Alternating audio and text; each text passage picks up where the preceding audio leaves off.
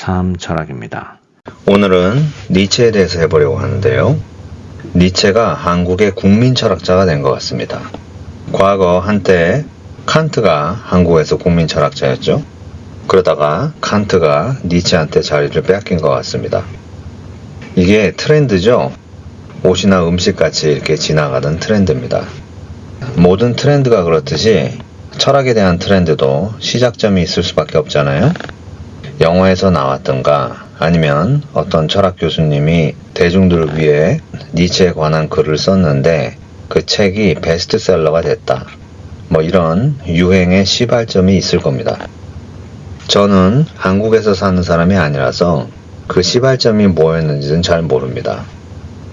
대중들이 철학자를 좋아할 때는 그 철학자의 철학을 이해를 해서 좋아하는 건 아닙니다. 그 철학자를 소개한 각색에서 비춰지는 모습을 좋아하는 겁니다.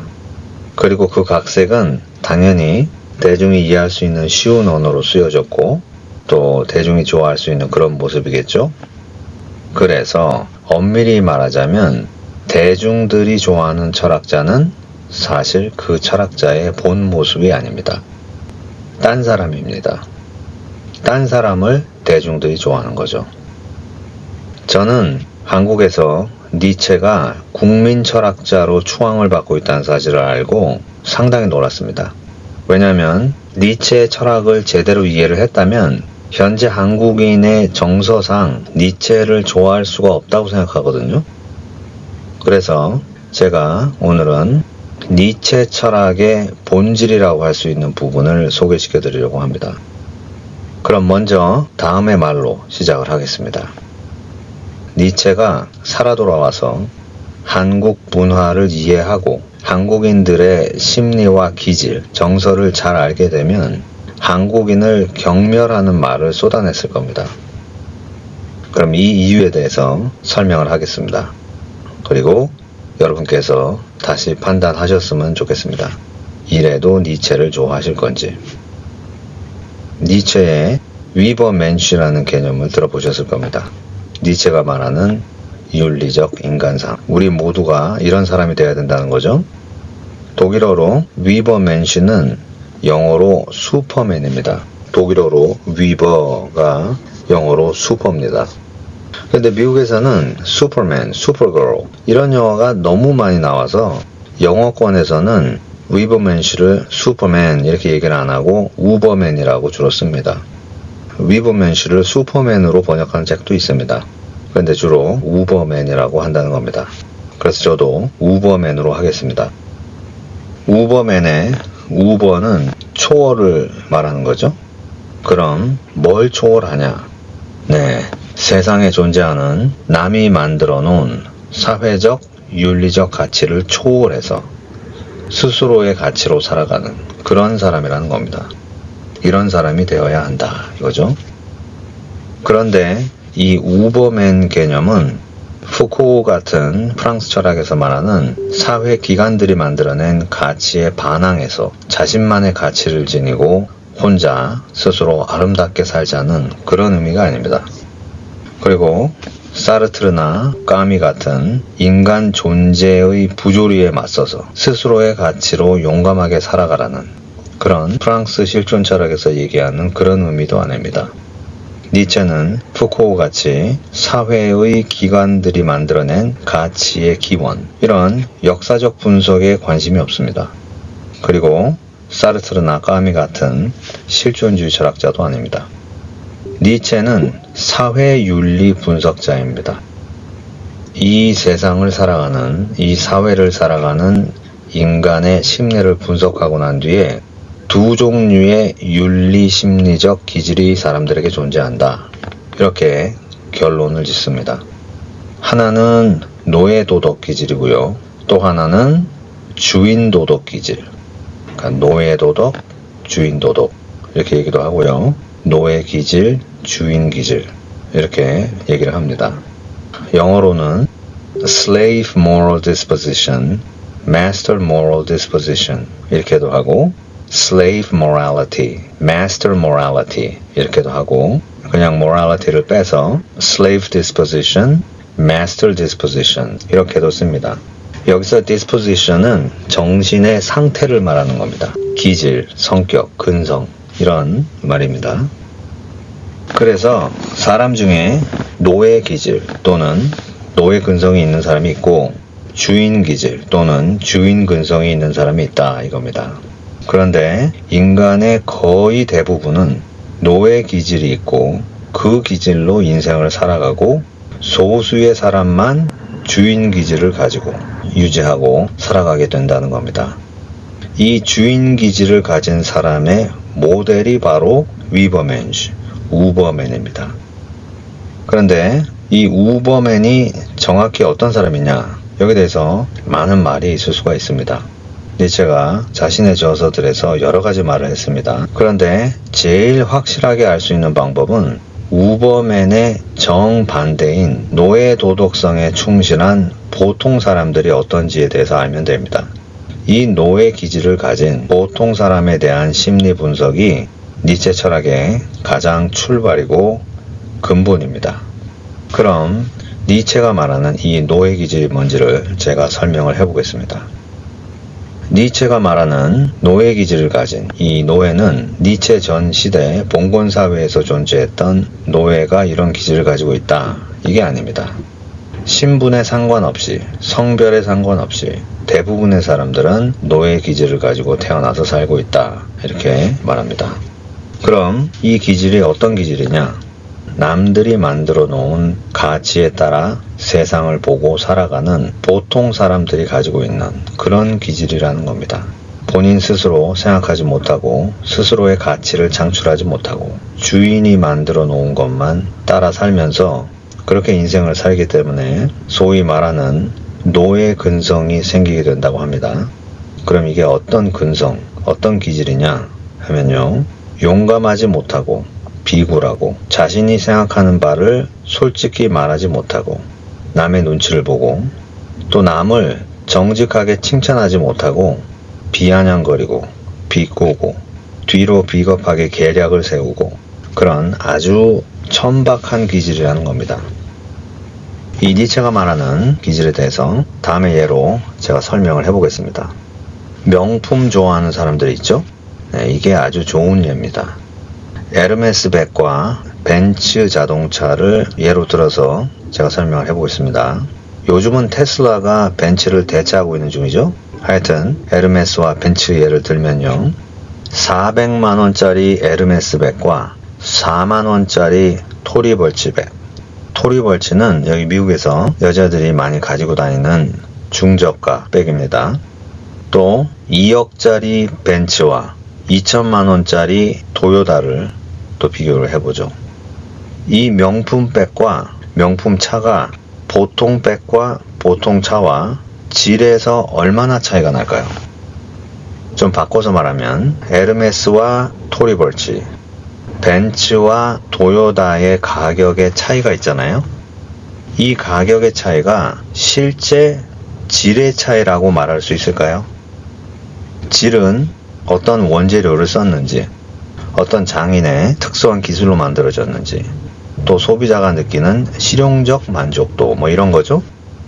이런 질의 측면에서 보면 어떤 면에서는 토리벌치와 토요타가 에르메스와 벤츠보다 더 좋은 질이라고도 말할 수가 있습니다. 벤츠는 승차감이 안 좋기로 유명합니다. 반면에 토요타는 벤츠보다 승차감이 훨씬 더 좋은 차로 잘 알려져 있습니다. 그리고 요즘 뉴스만 봐도 알지만 에르메스와 토리벌치 둘 다 중국 사람들이 만드는 겁니다.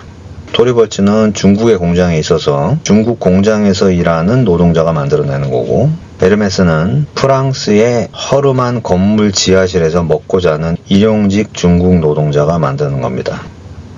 그런데 이런 뉴스가 인터넷에 떠돌고 사람들이 다 알아도 여전히 에르메스와 벤츠 가격이 안 떨어집니다. 왜냐? 사람들은 에르메스와 벤츠를 질적인 면에서 더 가치가 있다고 해서 사는 게 아니고 남들의 시선 때문에 삽니다. 내가 에르메스 백을 메고 벤츠를 몰고 다니면 사람들이 내 가치를 더 높게 본다는 그런 남의 의식 때문에 이런 명품을 사는 겁니다. 결국 남에게 인정받으려고 그 상품을 사는 겁니다. 실제로 이런 통계가 있잖아요. 돈이 아주 많으면 명품을 잘 안 삽니다. 명품에 별 관심이 없습니다. 왜냐면 남에게 인정을 받을 필요가 없으니까. 하지만 돈이 좀 있거나 아니면 돈이 없는 사람들이 이런 명품을 더 사려고 합니다. 그럼 이런 상품의 가치를 누가 정했나? 그걸 생각해보죠.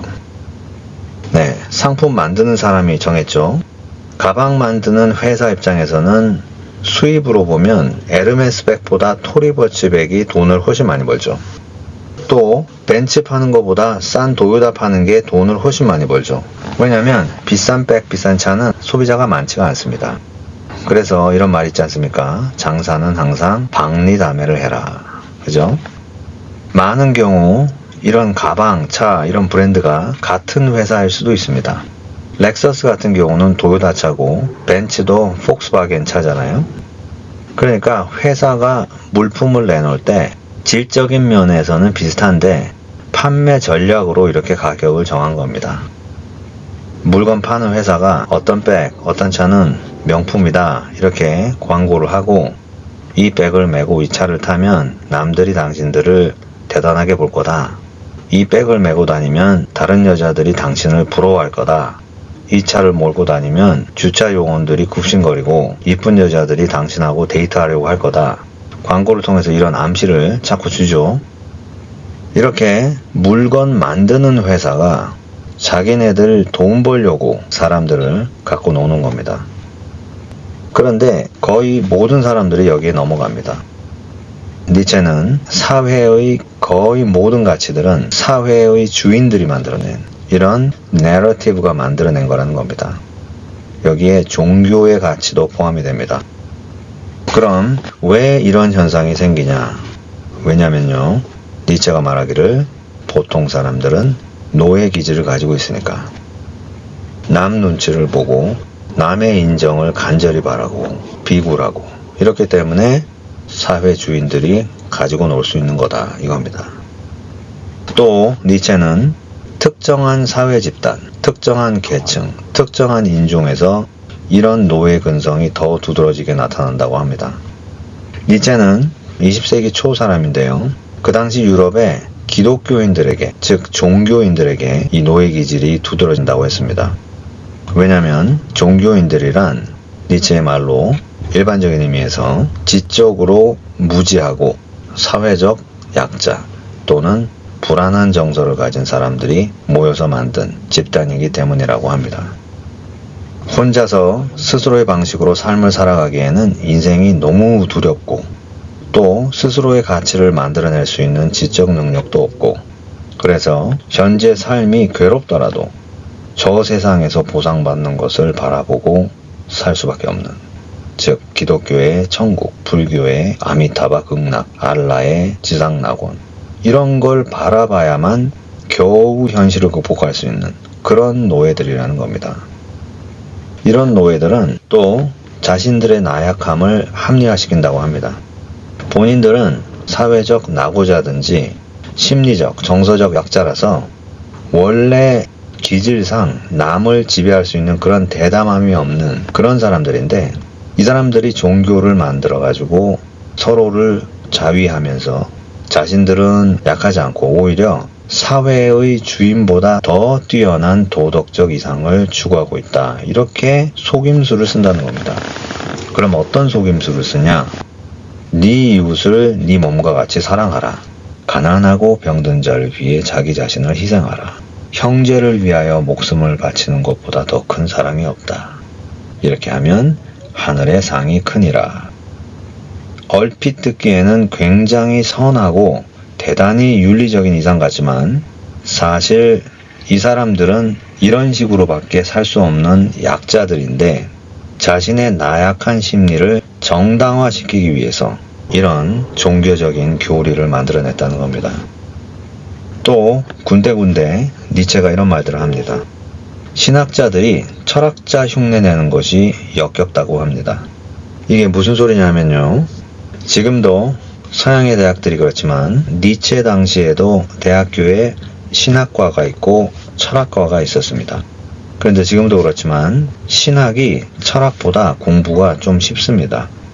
철학과 신학을 둘 다 공부한 사람으로서 신학 박사학위 받는 것이 철학보다 쉽다는 것을 인정을 합니다. 물론 지금 21세기 현재에는 신학에도 철학같이 엄격한 논리와 이성적 탐구를 요하는 분야가 있습니다. 신학 철학, Philosophical Theology가 이제 그런 전공인데요. 근데 이건 엄밀히 말하자면 철학이지 신학이 아닙니다.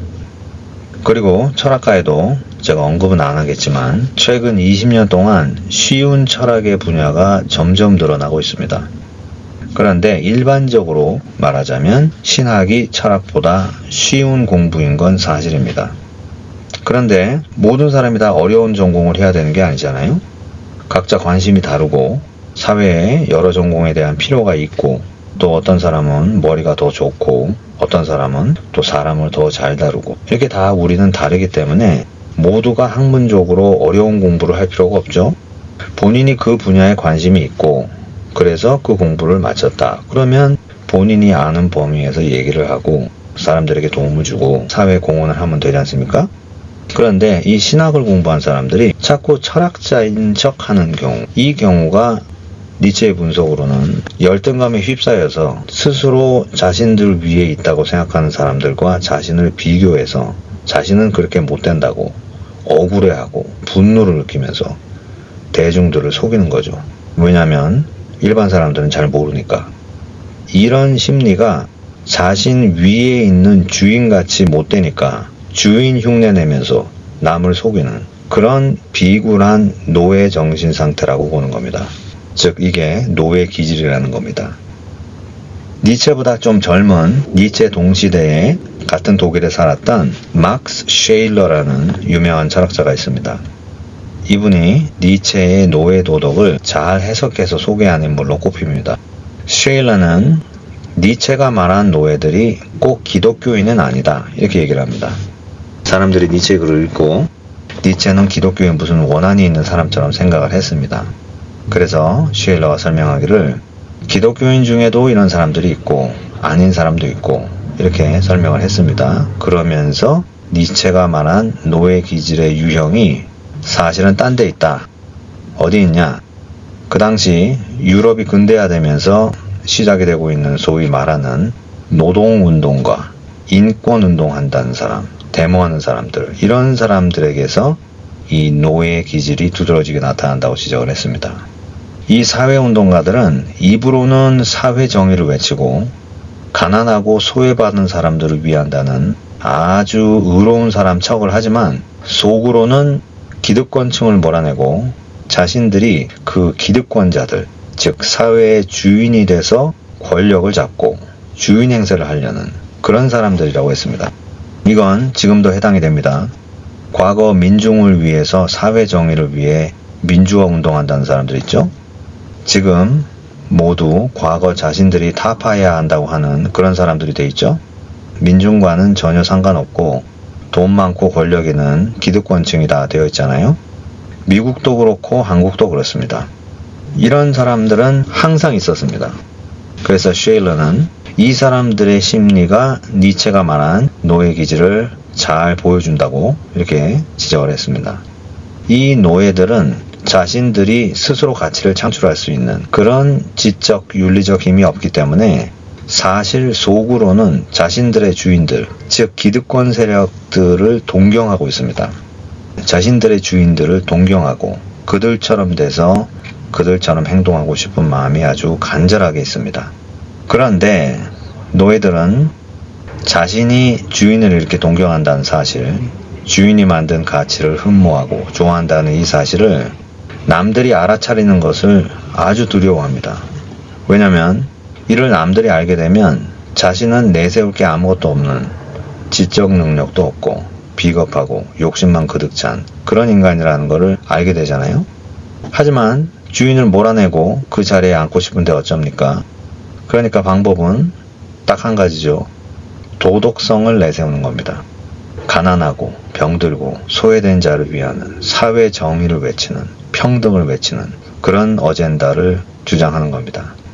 사실 본심으로는 본인은 권력을 잡으면 서민들을 더 잔인하게 학대할 거면서 겉으로만 이러는 겁니다. 쉐일러는 20세기 그 당시에 사회주의 공산주의 물결이 바로 이 노예 기질에 휩싸인 사람들의 계략이라고 불렀습니다. 노예들이 아니고 진정으로 평화를 위하는 사람들은 이런 식으로 사회 기득권층을 공격하면서 위선적인 사회 정의를 내세우는 이런 비겁한 행동을 안 한다는 겁니다. 또 독일에서 쉴러가 나이가 들었을 때 니체의 열렬한 팬인 한 청년이 있었습니다. 아주 니체 철학에 사랑에 빠졌는데요. 이 사람이 누구냐? 아돌프 히틀러라는 청년입니다. 니체를 읽고 히틀러는 노예 기질을 가진 쓰레기들을 모두 독일에서 몰아내고 독일 인종이 니체가 말한 우버맨 인종이 되어야 된다. 이렇게 믿었습니다. 니체의 우버맨 사상을 사회정치적으로 실천을 해야 된다. 이렇게 결론을 내렸습니다. 이것이 나치 이데올로기의 본질입니다. 나치가 왜 굳이 유태인이라는 인종을 지구상에서 멸종시키려고 했는가? 히틀러의 눈에는 유태인이 바로 니체가 말한 이 노예 인종이고 이런 인종은 지구상에서 없어져야 윤리적으로 옳다. 이렇게 믿었습니다. 그리고 유럽에서 떠돌아다니던 집시들 이런 사람들도 다 이 노예들에 포함을 시켰습니다. 유태인들과 같이 가스실로 다 보냈습니다. 그럼 이 히틀러의 니체에 대한 해석이 옳은 해석이냐? 니체는 오히려 우버맨이 나와서 이 노예들을 이끌 수 있다. 그런 암시를 했죠. 자신의 저서에서. 네, 어떤가요? 여러분들도 지금까지 들으셨으면서 느끼셨겠지만 니체의 철학에는 분명히 날카로운 진실이 있습니다. 그렇죠? 하지만 인간의 심리를 이렇게 노예 기질, 주인 기질 이렇게 딱 두 개로 나누고 주인 기질의 이상형인 우버맨이 세상을 이끈다. 이런 식의 철학에 대해서 여러분이 어떻게 생각을 하시나요? 서양에서는 대학에서 니체를 공부한다거나 니체에 대한 학술 세미나가 있을 때 미묘한 긴장감이 있습니다. 왜냐하면 첫째로는 현대 서양의 정치적 올바름이라고 합니다. Political correctness라고 하는데요. 이 니체의 노예 기질, 주인 기질로 인간의 도덕 심리를 나누는 것이 정치적 올바름에서 벗어나 있습니다. 이런 식의 구분법 자체가 서양 문화에서는 비난받을 수 있는 그런 말들입니다. 그래서 니체를 속으로는 꽤 좋아하면서도 겉으로는 좀 드러내기 어려운 그런 철학자가 니체입니다. 두 번째로는 니체의 글을 읽으면 니체가 혐오한 이 노예 기질이 있는 사람이 누구냐? 이 집단이 누구냐? 이게 어떤 인종이냐? 이런 질문이 각자의 머릿속에 떠오를 수밖에 없습니다. 그래서 니체 세미나에서는 질문할 때도 굉장히 조심해야 되는 그런 긴장감이 도는 자리입니다. 왜냐하면 나는 순수하게 질문을 했는데 사회의 어떤 그룹을 암시하는 것 같이 들릴 수가 있거든요. 그런데 한국도 이 두 가지 측면은 똑같은 것 같은데요. 한국의 정치적 올바름, 한국의 정서상 노예 기질, 주인 기질 이렇게 나누고 또 이 노예 기질 사람의 특성이 무엇인지 이걸 자세히 설명할 수 있는 그런 분위기인가요, 한국이? 제가 볼 때는 아닌 것 같은데요. 그리고 또 이 설명을 잘 듣고 나면 내 주위에 어떤 사람이 또는 어떤 외국인 집단이 여기에 속하냐 이게 또 머리에 떠오르잖아요. 아 그래 이 사람들이 이래서 문제야 이런 생각이 들 수 있죠. 그죠? 그래서 니체 사상은 현대 어느 선진국에서도 참 조심스러운 그런 철학입니다.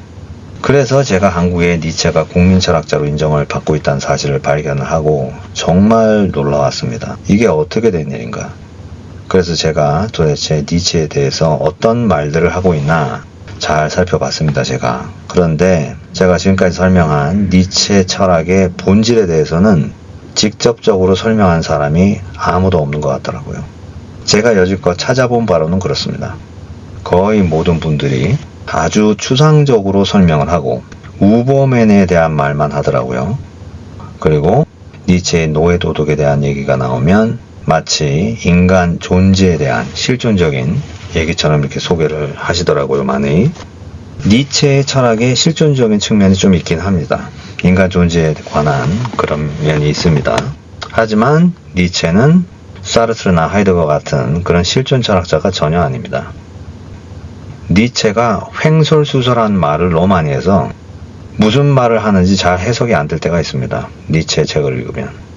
대륙 철학 전통에 있는 사람이라서 니체는 한 얘기 또 하고 또 하고 또 비유, 은유를 엄청 많이 사용합니다. 그래서 꼭 실존적 설명같이 들릴 때가 있습니다. 그런데 니체는 인간이 나라는 개인으로서 존재하는 이러한 실존의 궁금증에 대한 견해를 말한 게 전혀 아닙니다. 니체의 관심은 현실을 살아가는 사람들의 삶에 대한 태도입니다. 즉 사회심리, 사회윤리, 문화분석 이런 겁니다. 그러니까 지금 한국에서 소개가 되는 니체는 니체가 아니고 니체를 로맨틱 실존 문학가로 만든 각색입니다. 이걸 대중들이 좋아하는 것 같습니다.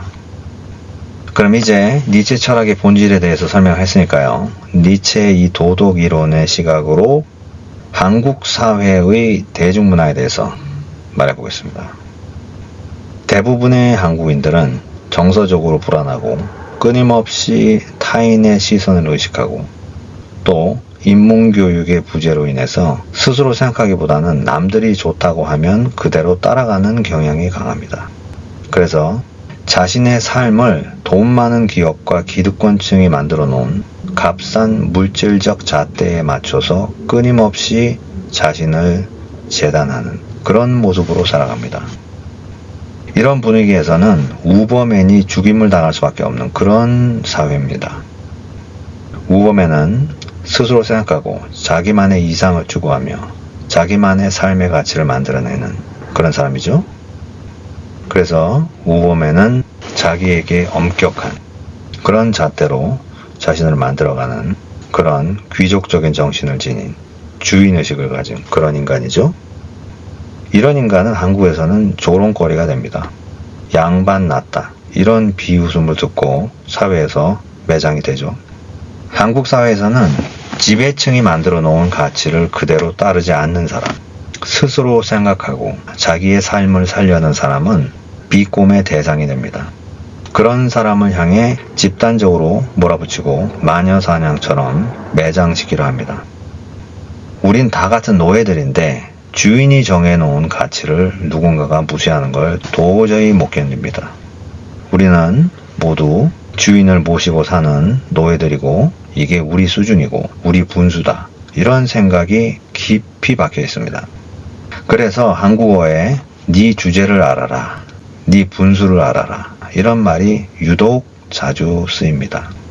반대로 자신을 비하하는 자신의 노예 신분을 인정하는 말들, 내가 할 줄 아는 게 뭐 있나, 난 쌍놈이야, 이런 자기 비하의 말을 해야 사람들이 서로 좋아하고 또 서로서로 정서적으로 안정감을 얻습니다. 노예들이 길바닥에 앉아서 신세 타령하고 막걸리, 소주 마시면서 오늘 마시고 죽자 이런 말을 하는 것을 즐깁니다.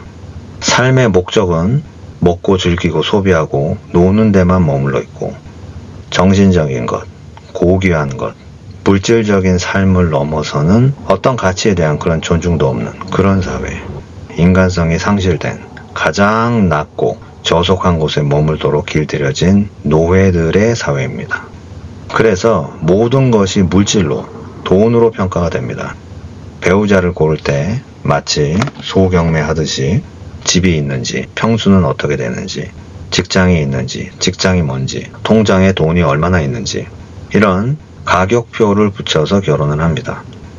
여자들은 명품을 입어야 밖에 나가서 떳떳할 수 있다고 이렇게 느끼고 40이 넘은 성인들이 서로 옷차림과 신발 브랜드로 상대방의 수준을 가늠합니다. 비싼 골프채가 없으면 창피하다고 골프 필드에 나가지도 못합니다. 조직이나 직장에서는 윗사람에게 굽신거리고 아랫사람에게 함부로 하는 비굴한 태도가 자연스럽게 용인이 됩니다. 또 자기 문화에 대한 열등감 때문에 외국인들에게 과장되게 선전하고 미화하려고 했습니다. 국뽕이라고 하죠. 또 힘있는 나라를 신랄하게 비판하면서도 그 나라에 유학을 다녀와야 인정을 받고 자녀들을 유학시키고 또 은퇴하면 그 나라로 가서 이민 가서 살고 싶어 합니다. 심리적으로 불안하고 약해서 종교와 신에게 의존을 해서 보호받고 싶어 합니다.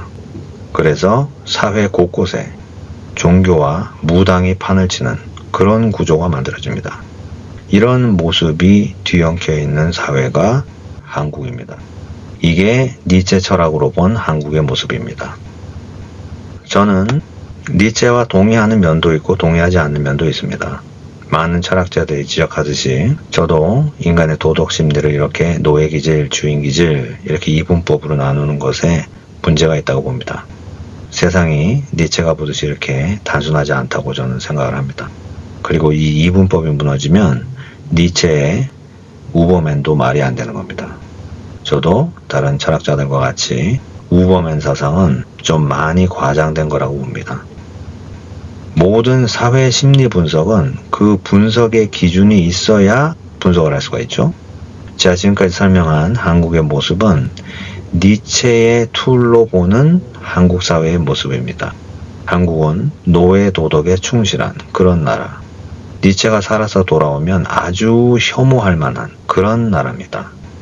물론 니체가 중국은 한국보다 더 혐오했을 겁니다. 중국은 니체의 모든 노예기질의 인덱스에서 보면 한국보다 좀 더 심한 것 같습니다. 그런데 니체가 중국의 국민 철학자는 아니잖아요. 한국의 국민 철학자지. 그래서 제가 이 영상을 만드는 겁니다. 네, 여러분 생각은 어떠신지요? 이래도 니체를 좋아하실 건가요? 이래도 니체가 전 국민이 좋아하는 한국의 국민 철학자인가요? 네, 오늘은 여기까지 하겠습니다. 감사합니다.